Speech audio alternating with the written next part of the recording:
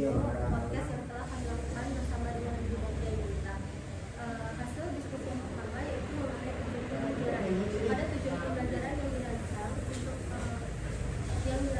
untuk mewujudkan peserta didik itu yang pertama memahami konsep kesaksian khususnya bidang bimbing dan perannya dalam mempermudah pekerjaan. Yang kedua, melakukan eksperimen untuk memahami hubungan panjang bidang miring dan gaya. Yang ketiga, menganalisis hasil eksperimen untuk menemukan pola hubungan tersebut.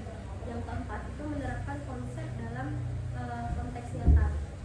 Pada analisis yang telah kami lakukan, yaitu tujuan pembelajaran sudah cukup komprehensif, mencakup aspek pengetahuan, keterampilan, dan aplikasi praktis. Namun perlu penegasan lebih lanjut, apakah tujuan ini sudah mengakomodasi semua gaya belajar peserta didik, termasuk kinestetik, visual, dan auditory. Selanjutnya akan dilanjutkan oleh Velia Kartikanes. Next selanjutnya yaitu tentang pendekatan pembelajaran, di mana pada pendekatan pembelajaran di sini itu menggunakan ada pembelajaran berbasis masalah atau PBL dan pendekatan kontekstual yang digunakan untuk yang pertama melibatkan peserta didik aktif dalam diskusi kelompok, yang kedua memberikan masalah nyata sebagai alat pendidikan, yang ketiga mengembangkan kemampuan berpikir kritis, kreatif, kolaboratif, dan komunikasi peserta didik. Nah, dari hasil analisis yang kami lakukan, simpulkan bahwa PBL adalah pendekatan yang efektif untuk melibatkan peserta didik, tetapi memerlukan kontrol yang kreatif untuk memastikan semua peserta didik berpartisipasi aktif, terutama yang kurang percaya diri atau memiliki kesulitan dalam belajar. Kedua, itu pendekatan ini berhasil bila fasilitas seperti alat percobaan memadai dan kadang alat percobaan yang memadai, karena terkadang di sekolah kurang memadai sarana yang menjadi kendala bagi beberapa sekolah. Selanjutnya dilanjutkan oleh Sonia Cinikasan. Saya akan melanjutkan mengenai penilaian dalam pembelajarannya, di mana penilaian dilakukan secara terus-menerus. Itu dapat melalui yang pertama observasi proses diskusi dan pendidikan, yang kedua analisis hasil kerja kelompok, dan yang ketiga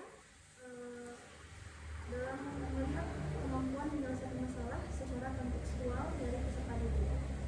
Untuk kritiknya, di mana model penilaian berbasis proses ini adalah pendekatan yang baik untuk menilai pemahaman secara holistik, tetapi tantangan bisa saja muncul jika jumlah siswa dalam jumlah yang lebih besar. Ini dapat menyulitkan dalam penilaian secara individual yang lebih mendalam.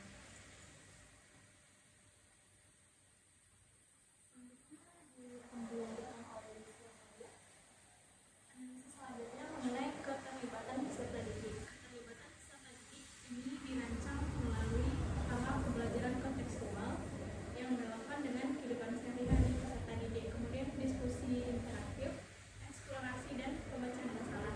Berdasarkan hasil analisis tersebut, terdapat beberapa kritik yang didapatkan. Yang pertama mengenai strategi yang digunakan cenderung efektif dalam memotivasi siswa, namun diperlukan perhatian yang lebih mendalam terhadap siswa yang kurang aktif agar lebih memberikan peran yang lebih spesifik dalam kelompok. Selanjutnya akan dilanjutkan oleh Baik, selanjutnya motivasi dan dukungan. Strategi motivasi bagi siswa yang kurang aktif atau kesulitan belajar melibatkan yang pertama penyesuaian pembelajaran dan minat siswa. Yang kedua, pendekatan individu untuk memahami kesulitan, dan yang ketiga, penyediaan aktivitas menyenangkan dan relevan seperti kuis yang berbentuk game dan icebreaking.